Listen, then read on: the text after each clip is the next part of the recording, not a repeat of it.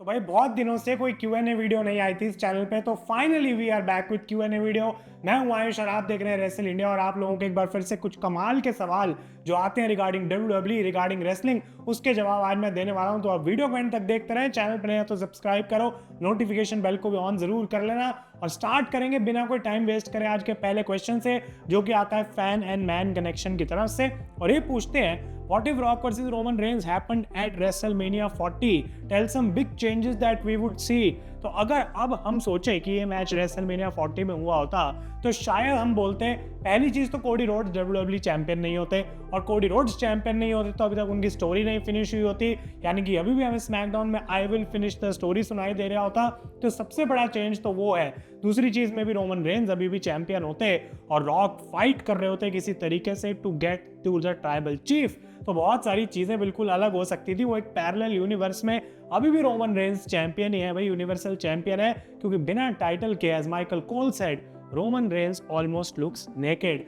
अगला क्वेश्चन आता है आदित्य कुमार की तरफ से, और ये बोलते हैं इनका पॉइंट ऑफ व्यू है कि एजे स्टाइल्स जजमेंट डे को ज्वाइन करें, फिन बैलर को हेल्प करें to take out Damian Priest, and ultimately Finn Balor wins the world heavyweight championship, then Style turns on him, discuss the possibility of Finn Balor winning the world title in the upcoming year. भाई मैं तो 100% इस चीज से agree करता हूं, और AJ Styles को इन्वॉल्व करने का आइडिया तो मुझे इसमें और भी ज्यादा मजेदार लग रहा है। इनफैक्ट WWE को कुछ इस तरीके से सोचना भी चाहिए, बिकॉज कब तक तुम एक ही सिचुएशन में चलते रहोगे। जब फिन बैलर वाला मूव आया था समर स्लैम में डेमियन प्रीस्ट के अगेंस्ट टर्न करने का, तो क्लियरली हम सबको तो ये इंडिकेशन मिल रही थी कि उनका सिंगल्स रन स्टार्ट होगा, अब फिन बैलर कुछ करेगा, ये बंदा वर्ल्ड चैंपियन बनेगा। लेकिन आखिर वो मोमेंट आएगी कब? बिकॉज फिन बैलर का इंतजार करते करते सारे लोग अब थक चुके हैं। In fact Finn Balor I think खुद भी थक चुके हैं। तो ये कब WWE करेगी उसका इंतजार है। और जबकि यहाँ पे सिर्फ आदित्य ने कमेंट करा है, जब मैं कमेंट्स पढ़ रहा था तो मैं देख रहा था बहुत सारे और लोग हैं जिन्होंने फिन बैलर पे फ्रस्ट्रेशन के बारे में कमेंट लिखा हुआ था कि कैसे उनको चैंपियन बनना चाहिए। तो डेफिनेटली वो मेरे हिसाब से होना चाहिए। अब अगले क्वेश्चन की तरफ बढ़ते हैं, और ये यूजर नेम पढ़ने में थोड़ी दिक्कत हो रही है। मैं यहाँ पे सपोज कर रहा हूँ कि नाम अमन है, लेकिन ये पूछते हैं भाई अपने इंडियन सुपरस्टार कब रिटर्न करेंगे? Love for Saurav Gurjar, Rinku Rajput, Mahabali Shera, please pick my question old fan. Clearly भाई यहाँ पे इंडियन सुपरस्टार्स की कमी महसूस हो रही है। सबसे ज्यादा ऑब्वियसली जिंदर महाल की हो रही है, लेकिन हम चाहेंगे कि उनका जब रिटर्न हो तो भाई उनका ढंग से रिटर्न हो। मतलब कहते हैं ना कि या तो इसको इस्तेमाल करो या फिर इसको फेंक दो, भाई इसका क्या काम है। तो करंटली WWE ने इंडियन मार्केट को उतनी बड़ी वैल्यू नहीं दी है, लेकिन नेटफ्लिक्स मूव के बाद काफी सारी चीजें चेंज हो सकती हैं। और मैं उम्मीद कर रहा हूँ कि 2025 एक ऐसा साल होने वाला है जो इंडियन मार्केट को वापस WWE की आंखों में काफी बड़ा दिखा सकता है। और वो पोटेंशियल जब आएगी, जब वो दिखेगा, तो इंडियन सुपरस्टार्स पहली चीज होगी जिनको कॉन्ट्रैक्ट दिया जाएगा WWE की तरफ से। लेकिन जो इंपॉर्टेंट चीज इन सब सुपरस्टार्स के लिए तब तक है वो ये कि अपने आप को मेंटेन करें, इंडीज में जाके जहां पे भी इनको मौका मिल रहा है अपने आप को प्रूव करें, ताकि जब WWE वो हायरिंग वाली स्टेज तक वापस जाए तो इनमें से कौन हायर होगा? सब तो होंगे नहीं, तो किसका मौका मिलेगा उसके लिए इनको नंबर 1 लाइन में लगना है। इसके बाद अगला क्वेश्चन आता है कैटी की तरफ से, और ये बोलते हैं rock will compete multiple times in 2025। ये कोई क्वेश्चन नहीं है, एक हॉट टेक की तरह है, और मैं अग्री करूंगा, बिकॉज 2025 एक ऐसा साल होगा WWE के लिए जहां पे बहुत सारी हमें अनोखी चीजें, बहुत सारी लास्ट टाइम एवर चीजें देखने को मिलने वाली हैं। और रॉक का करियर भी अब कब तक रिंग के अंदर चलेगा उसके बारे में हमको कोई आइडिया नहीं है, स्पेशली जो उनका स्केड्यूल रहता है उसके हिसाब से। तो रेसलमेनिया में तो वो परफॉर्म करेंगे जहां तक मुझे लगता है, लेकिन मल्टीपल टाइम्स वाली बात से भी मैं अग्री करूंगा। नेक्स्ट क्वेश्चन आता है यहाँ पे जोबन की तरफ से, भाई इमेजिन सोलो की ब्लड लाइन और ओजी ब्लड लाइन एक साथ हो जाएं और WWE वर्सेस ब्लड लाइन हो नेक्स्ट ईयर सर्वाइवर सीरीज में, तो भाई ये क्या 10 वर्सेस 10 या 12 वर्सेस 12 वॉर गेम्स मैच हमें देखने को मिलेगा, या फिर ब्लड लाइन की ही 2 टीमें होंगी और 2 5-on-5 मैचेस होंगे? आइडिया सुनने में बहुत अच्छा लग रहा है, बट एक वो ऐसी चीज है ना जो कि हम WWE की 2K वाली गेम में करेंगे, कुछ कस्टम मैच बना के। ये स्टोरी लाइन बहुत अच्छी हो सकती है सर्वाइवर सीरीज के अलावा, कि पूरी ब्लड लाइन टेक ओवर करना चाहती है अगेंस्ट अ टीम WWE, लेकिन उसके लिए ऊपर वो अथॉरिटी फिगर्स भी लानी काफी जरूरी है, और आई डोंट थिंक ऑनेस्टली कि WWE उस डायरेक्शन में भी सोच रही है। नेक्स्ट क्वेश्चन आता है बी बॉस की तरफ से, भाई कहीं तुम बिग बॉस से तो नहीं आए? बिग बॉस तो नहीं देखते, बहुत ज्यादा देखते हो, थोड़ा कम कर दो। लेकिन क्वेश्चन इनका है, अगर गोल्डबर्ग आते हैं तो उनका लास्ट मैच ब्रॉक लेसनर के साथ होना चाहिए, ब्रॉन ब्रेकर के साथ नहीं। गोल्डबर्ग एंड ब्रॉक लेसनर की राइवलरी बहुत पुरानी है, एंड ये मैच करियर वर्सेस करियर होना चाहिए। आइडिया बुरा नहीं है, लेकिन उसके लिए ब्रॉक लेसनर को भी तो वापस आना पड़ेगा। और जितने भी यूट्यूबर्स ये बात फैला रहे हैं स्पेशली इंडियन रेसलिंग कम्युनिटी में कि उनको पता लग गया है कि ब्रॉक लेसनर को कब वापस आना है, तो मैं तो कहूँगा भाई सबसे पहले अनसब्सक्राइब का बटन लोकेट करके दबाओ और अभी चिल करो, बिकॉज ब्रॉक लेसनर वापस आएंगे या नहीं आएंगे कभी भी उसका कोई जवाब नहीं है। लेकिन गोल्डबर्ग का रिटायरमेंट मैच 100% नेक्स्ट ईयर होने वाला है, तो अगर ब्रॉक ऑप्शन है तो वो मैच करा जा सकता है, उससे मैं डिसअग्री नहीं करूंगा।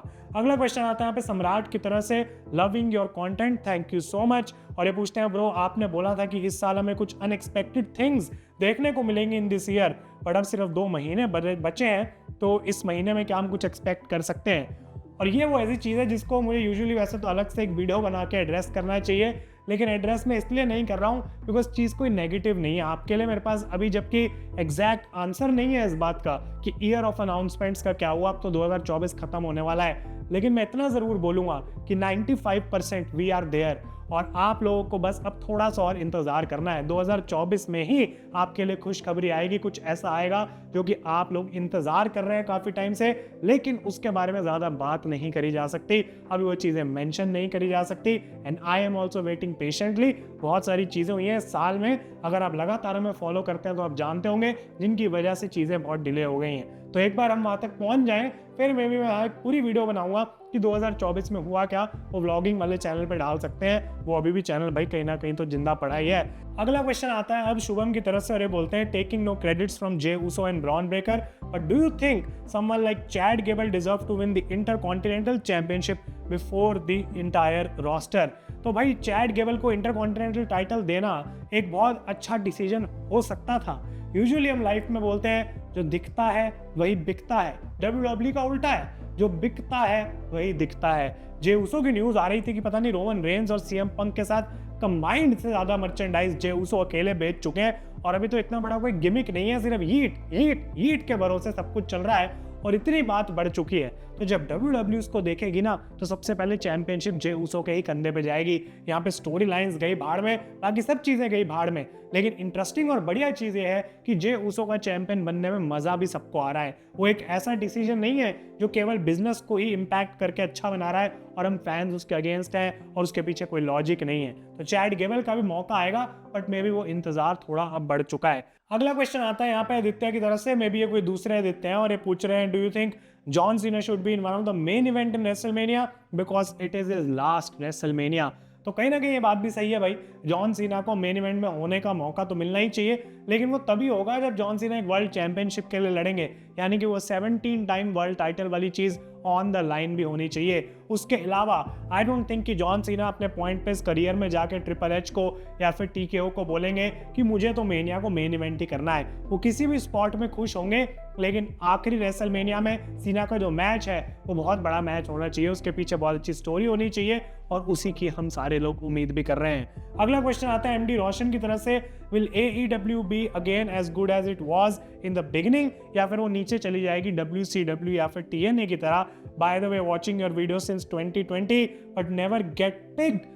हो गए आज फाइनली क्वेश्चन पिक। और AEW की जहां तक बात है, कुछ ये रोज रोज बैठ के तो डिस्कशन हम करेंगे नहीं, ये नीचे गिरेगी ऊपर उठेगी, लेकिन अभी काफी फ्लैट चल रहा है AEW का मामला, ना तो बहुत ज्यादा पीक कर रही है ना बहुत ज्यादा नीचे जा रही है। और ये जो नई स्टोरी लाइन वो ट्राई कर रहे हैं जिसमें प्रॉब्ली शेन मैकमैन आने वाले हैं, इसके बाद पता लगेगा, बिकॉज अगर ये चीज भी ट्रिगर नहीं कर पाती है एक ऐसा पॉइंट कि दोबारा वो इंटरेस्ट पीक हो जाए AEW के अंदर और सारी दुनिया रेसलिंग की बात करे उसके बारे में, तो आई डोंट नो कि क्या उनको और वो एग्जैक्ट करना पड़ेगा, बिकॉज कोई एक सुपरस्टार को लाना, कितना भी बड़ा वो स्टार क्यों ना हो, उससे पूरी कंपनी नहीं चल सकती, और इसके बहुत सारे फेल्ड एग्जांपल्स AEW में हमने देख ही लिए हैं। अगला क्वेश्चन आता है यहाँ पे सिद्धिराज की तरफ से, और ये बोलते हैं मुझे लग रहा है कि जैसे ब्लड लाइन के स्टार्ट में जिमी ने सैमी का साथ देके उसको ब्लड लाइन में लेके गया था, उसके बाद सैमी के ट्रायल के वक्त जे ने सैमी का साइड दिया, उसको ब्लड लाइन में रोक के रखा, अब रोमन की बारी है, रोमन खुद सैमी की साइड लेगा और उसको ब्लड लाइन में लेके आएगा। ये बहुत अच्छा पॉइंट इन्होंने पकड़ा है, और अगर आप लोग WWE को लगातार फॉलो करते हैं, जो मोस्टली करते हैं मुझे पता है, तो यही वो लॉन्ग टर्म स्टोरी टेलिंग है जिसकी हम बात करते हैं। इस पॉइंट को अभी तक मैंने भी ऑब्जर्व नहीं करा था, ऐसे बैठ के इसके बारे में सोचा नहीं था और एक कमेंट में 100% सेंस बनती है। और अब भी ये जब चीज़ होगी और अगर रोमन रेंज ही खुद एक्सेप्ट कर लेते हैं सैमी ज़ेन को, तो इस पॉइंट को कोई इतना डायरेक्टली ऐसे मेंशन करेगा नहीं। पर ये वो हिडन लेयर्स हैं जो काफ़ी ज़्यादा बनती चली जाती है जब इतनी ज़्यादा इनसाइट डाली जाती है एक लॉन्ग टर्म स्टोरी के अंदर। मुझे भी ऐसा ही लग रहा है और कल स्मैकडाउन में हमें अपना जवाब भी मिल जाएगा। अगला क्वेश्चन आता है यहाँ पे शौर्य की तरफ से, भाई क्या आपको लगता है कि ब्लड लाइन की स्टोरी रश हुई है due to war games, reunion of OG blood line although they are not on the same page yet? 100% agree करूंगा, लेकिन वॉर गेम्स की वजह से नहीं, more of the crown jewel की वजह से। बिकॉज क्राउन जूल एक ऐसे टाइम पे आ गई जब उनको बड़ा मैच भी चाहिए था। प्रॉब्ली सऊदी की डिमांड थी कि रोमन रेंज को यहाँ परफॉर्म करना ही पड़ेगा, तो उस मैच को बनाने के चक्कर में और कुछ शोज बीच में टेप्ड भी हो गए, उसकी चलते ये सारे इश्यूज WWE को आए। लेकिन अब जो है सो है, उसके बारे में हम कुछ कर नहीं सकते। सिर्फ एक ही बेट जो इस ब्लड लाइन की स्टोरी पे सारे लेके बैठते हैं वो ये है कि हमें कभी डिसअपॉइंट नहीं करेंगे, और ऐसा ही मैं होप कर रहा हूँ, बिकॉज ऐसा होगा नहीं तो हम खुश रहेंगे और ब्लड लाइन की स्टोरी को एंजॉय भी कर सकते हैं। नेक्स्ट क्वेश्चन है आर्यन की तरफ से, आपकी दिवाली वाली फोटो बहुत अच्छी थी भाई, उस पर कुछ अनोखे कमेंट थे, उसको किसी और दिन के लिए रखेंगे रिप्लाई करने के लिए, बट थैंक यू। मेरा सवाल ये है कि पॉल हेमन का रिटर्न होगा तो क्या वो किस ब्लड लाइन के साथ जाएंगे? बिकॉज हमेशा वो नेगेटिव या फिर बैड गाइज हील्स के साथ काम करते हैं, तो क्या वो रोमन रेंज के साथ आएंगे या फिर सोलो को ज्वाइन करेंगे? एक वीडियो बनाई थी मैंने काफी टाइम पहले, ब्लड लाइन की पूरी बुकिंग की थी रेसलमेनिया तक, लेकिन मुझे ऐसा लगता है कि पॉल हेमन आके कुछ ना कुछ तो ऐसा हंगामा करेंगे जो इस स्टोरी लाइन में 4 चांद लगाएगा, और वो रोमन रेंज के अगेंस्ट टर्न करना होगा, बट इनिशियली वो रोमन रेंज के साथ ही वापस आएंगे। बिकॉज वो जो ट्विस्ट है वो देने में तभी मजा आए जब वो अनएक्सपेक्टेड हो। तो या तो सीधा रिटर्न करके ही रोमन पे टर्न कर जाएंगे, या फिर कुछ टाइम रोमन के साथ स्पेंड करेंगे और जब सारी खिचड़ी पक जाएगी तब उसको खराब करेंगे। तो इंटरेस्टिंग रहेगा देखना, बट अभी मुझे लगता है वो चीज़ थोड़ी सी दूर है। नेक्स्ट क्वेश्चन है हृदय की तरफ से, why has WWE once again booked Damian Priest versus Gunther?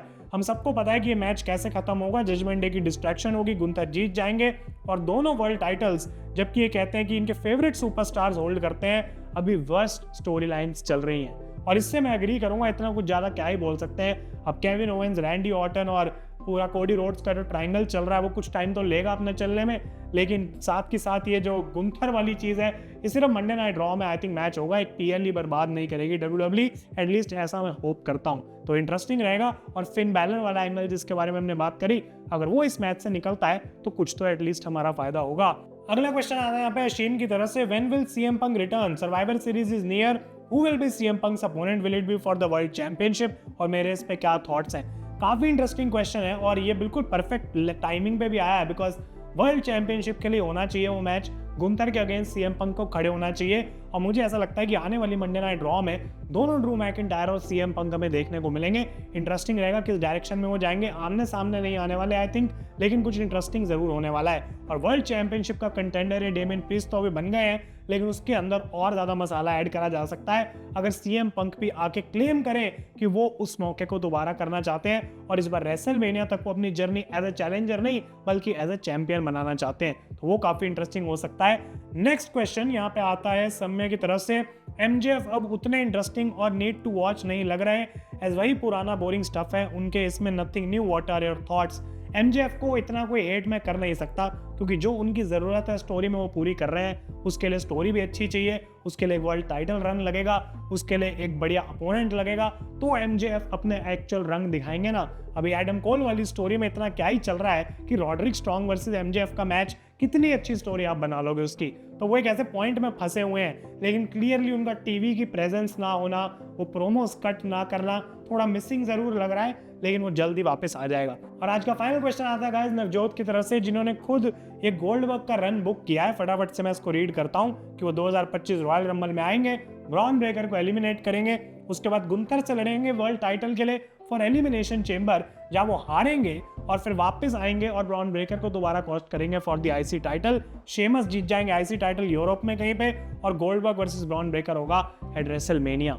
जबकि सुनने में बहुत अच्छा लगा, जो इकलौता लूपहोल है और ये प्रॉपर एक रेसलिंग एनालिस्ट वाले तरीके से मैं आपका लूपहोल निकालूंगा कि अगर रॉयल रंबल में गोल्डबर्ग ब्रॉन ब्रेकर को एलिमिनेट करेगा तो उसके बाद गुंथर से लड़ने का मौका उसको कैसे मिलेगा? बिकॉज गुंथर आखिर क्यों देगा गोल्डबर्ग को मौका? जो अभी हुई इनकी एक कॉन्वर्सेशन इसकी वजह से, मे बी अगर आपका वो रीजन है तो वो जेन्युइन है, लेकिन क्या आपको लगता है कि ब्रॉन ब्रेकर वो चीज़ होने देगा? तो ब्रॉन ब्रेकर भी फिर वहाँ पे कॉस्ट करेगा गोल्डबर्ग को वर्ल्ड टाइटल, फिर गोल्डबर्ग ब्रॉन ब्रेकर को आईसी टाइटल, और फिर वो जाएगी एट रेसलमेनिया। तो लॉजिक बिल्कुल ठीक है अगर आपने वो सोच कर बनाया है। तो डेफिनेटली आप लोग अपने ओपिनियंस बता सकते हैं इस गोल्डबर्ग की रिटायरमेंट रन पे, और क्या आप इस पे एक अलग से पूरी वीडियो भी देखना चाहते हैं। ये थी इस वीक की Q&A वीडियो, और अगर ऐसी चीजें अब इंटरेस्टिंग चलती रहेंगी तो हर फ्राइडे हम वापस ले आएंगे Q&A वीडियो अब, और आराम से मैं आप लोगों के क्वेश्चंस के आंसर भी दे सकता हूँ। तो thank you so much for watching guys, मैं हूँ आयुष और आप देख रहे हैं रेसल इंडिया।